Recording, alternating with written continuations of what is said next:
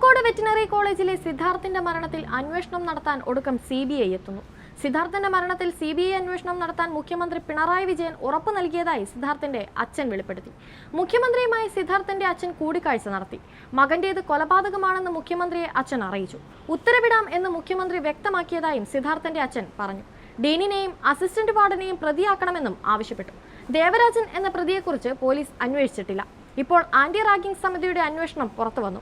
ഇതിൽ ദേവരാജന്റെ പേരുമുണ്ട്. ഡീനിനെയും അസിസ്റ്റന്റ് വാർഡിനെയും പുറത്താക്കി കൊലക്കുറ്റത്തിൽ പ്രതിയാക്കണം. പൂക്കോട് കോളേജിൽ നിരവധി ആത്മഹത്യയും കൊലപാതകവും അപകടവും നടന്നു. ഇതെല്ലാം അന്വേഷിക്കണമെന്നും സിദ്ധാർത്ഥിന്റെ അച്ഛൻ ആവശ്യപ്പെട്ടു. സർക്കാർ ഉടൻ CBI അന്വേഷണത്തിന് ഉത്തരവിടുമെന്നാണ് സൂചന. സിദ്ധാർത്ഥിന് നേരിടേണ്ടി വന്ന ക്രൂരത മുഖ്യമന്ത്രിയോട് വിവരിച്ചു. മരിച്ചതല്ല, കൊന്നതാണെന്ന് തുറന്നു പറഞ്ഞു. CBI അന്വേഷണം ആവശ്യപ്പെട്ടപ്പോൾ നോക്കട്ടെ എന്നല്ല, ഉറപ്പാണ് പറഞ്ഞതെന്നും ജയപ്രകാശ് വ്യക്തമാക്കി. CBI അന്വേഷണം വേണമെങ്കിൽ അത് തന്നെ ചെയ്യാമെന്നായിരുന്നു മുഖ്യമന്ത്രിയുടെ മറുപടിയെന്നും ജയപ്രകാശ് പറഞ്ഞു. അസിസ്റ്റന്റ് വാർഡനും ഡീനിനും സസ്പെൻഷനല്ല, ഇരുവരെയും പുറത്താക്കി സർവീസിൽ നിന്ന് മാറ്റി നിർത്തി അന്വേഷണം നടത്തണം. 2019 ശേഷം സർവകലാശാലയിൽ ഒരുപാട് ആത്മഹത്യകളും അപകട മരണങ്ങളും നടന്നിട്ടുണ്ട്. അവയും അന്വേഷിക്കണമെന്നും അദ്ദേഹം ആവശ്യപ്പെട്ടു.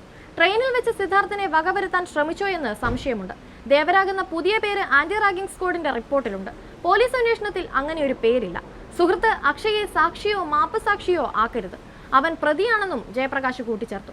മുഖ്യമന്ത്രി CBI അന്വേഷണം ഉറപ്പു നൽകിയ സാഹചര്യത്തിൽ യൂത്ത് കോൺഗ്രസ്, മഹിളാ കോൺഗ്രസ്, KSU പ്രസിഡന്റുമാർ നടത്തിവരുന്ന നിരാഹാര സമരം അവസാനിപ്പിക്കണമെന്നും സിദ്ധാർത്ഥിന്റെ അച്ഛൻ അഭ്യർത്ഥിച്ചു.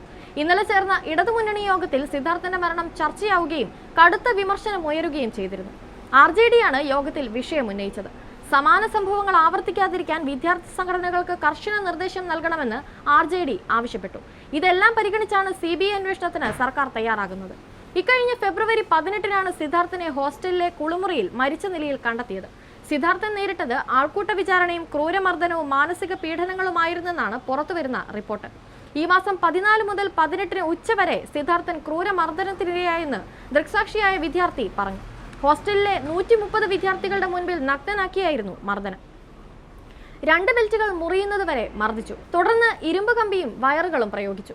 പുറത്തു പറഞ്ഞാൽ കൊന്നുകളയുമെന്ന് ഭീഷണി നേരിട്ടതായും ഈ വിദ്യാർത്ഥി തുറന്നു പറഞ്ഞു. കാര്യങ്ങളെല്ലാം കോളേജ് ഡീനിനും ഹോസ്റ്റൽ വാർഡനും അറിയാമായിരുന്നുവെന്നും വിദ്യാർത്ഥി വിശദീകരിച്ചിരുന്നു.